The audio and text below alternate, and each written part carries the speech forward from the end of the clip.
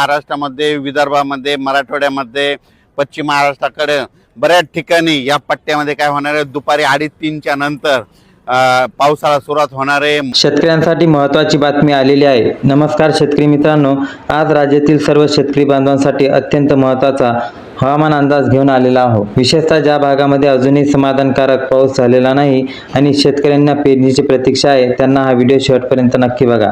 हवामानाच्या सध्या अंदाजानुसार 30 जून ते 8 जुलै या कालावधीत महाराष्ट्रातील अनेक भागामध्ये पावसाची तीव्रता वाढण्याची शक्यता आहे।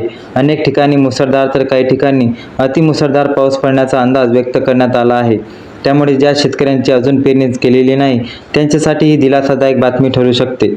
सर्वप्रथम बोलूया विदर्भाबद्दल। विदर्भात वर्धा, नागपूर, भंडारा, गोंदिया, चंद्रपूर, यवतमाळ, अकोला, वाशिम, बुलढाणा, अमरावती आणि हिंगोली या परिसरातील अनेक भागामध्ये मागील काही दिवसापासून पावसाची कमतरता जाणवत होती। मात्र आता हवामान बदलण्यामुळे या भागामध्ये टप्प्याटप्प्याने चांगला पाऊस होण्याची शक्यता आहे। ज्या शेतामध्ये अजून ओलावा कमी आहे त्या ठिकाणी परिस्थिती सुधारण्याची अपेक्षा आहे। त्यामुळे विदर्भातील शेतकऱ्यांना हवामानावर लक्ष ठेवून शेतीची पुढील कामे नियोजनबद्ध करावी। आता पाहूया मराठवाड्याची परिस्थिती। नांदेड, परभणी, लातूर, धाराशिव, छत्रपती संभाजीनगर, जालना, बीड आणि हिंगोली या जिल्ह्यामध्ये आज दुपारपासून अनेक ठिकाणी पावसाला सुरुवात होण्याची शक्यता आहे। पुढील 8 दिवसात वेगवेगळ्या भागात चांगल्या सरी कोसळतील असा अंदाज आहे। ज्या भागामध्ये अद्याप पाऊस पोहोचलेला नाही त्या भागामध्येही पाऊस पोहोचण्याची शक्यता आहे। त्यामुळे पेरणीची वाट पाहणाऱ्या शेतकऱ्यांसाठी मोठा दिलासादायक बातमी त्यांना मिळू शकते। आता बोलूया पश्चिम महाराष्ट्राबद्दल। लक्षात घ्या, पुणे, सातारा, सांगली, सोलापूर, बारामती परिसर आणि आसपासच्या भागामध्ये पावसाचा जोर वाढण्याची शक्यता आहे। काही ठिकाणी जोरदार सरी तर काही ठिकाणी सलग पाऊस पडू शकतो। त्यामुळे ज्या शेतकऱ्यांनी अजून पेरणी केली नाही त्यांना आपले शेतीत ओलावा, वापसा आणि स्थानिक हवामानाचा अंदाज पाहून निर्णय घ्यावा। उत्तर महाराष्ट्राबद्दल जर बोललं तर नंदुरबार, धुळे, जळगाव, नाशिक आणि अहिल्यानगर परिसरातील पावसाचा जोर वाढण्याची शक्यता आहे। काही भागामध्ये मुसळधार ते अतिमुसळधार पावसाचा अंदाज आहे। त्यामुळे नदी, नाले, ओढे, लहान तळ्यामध्ये पाणी वाढू शकते। मुंबई, पुणे, ठाणे, पालघर, रायगड आणि कोकण पट्ट्यातील देखील काही दिवसात पावसाचा जोर कायम राहण्याची शक्यता वर्तवण्यात आलेली आहे। कारण की महत्त्वाची बातमी आहे आणि हवामान खात्याकडून ही मोठी बातमी चेंजेसमध्ये करण्यात आलेली आहे। काही ठिकाणी अतिवृष्टी सदृश परिस्थिती निर्माण होऊ शकते। त्यामुळे नागरिकांनी आणि शेतकऱ्यांनी आवश्यक ती खबरदारी घ्यावी।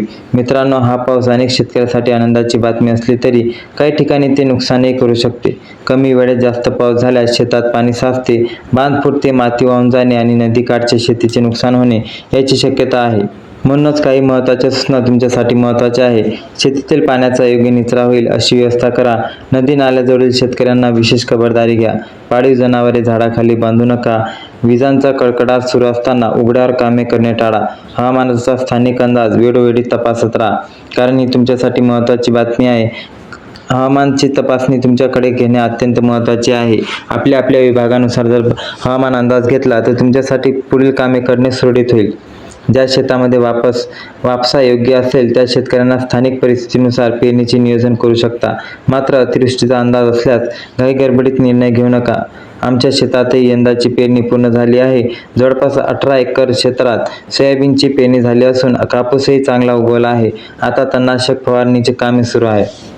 तुमच्या भागात पाऊस आणि पेरणीची परिस्थिती कशी आहे हे आम्हाला कमेंटमध्ये नक्की कळवा।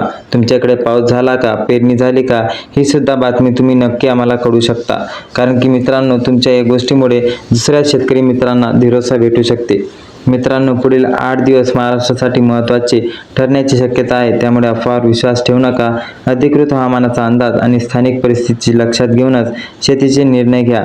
आणि तुम्ही हा व्हिडिओ शेवटपर्यंत बघितला असेल तर व्हिडिओला लाईक करून जास्तीत जास्त लोकांपर्यंत शेअर करा। आणि हा व्हिडिओ बघितल्याबद्दल धन्यवाद।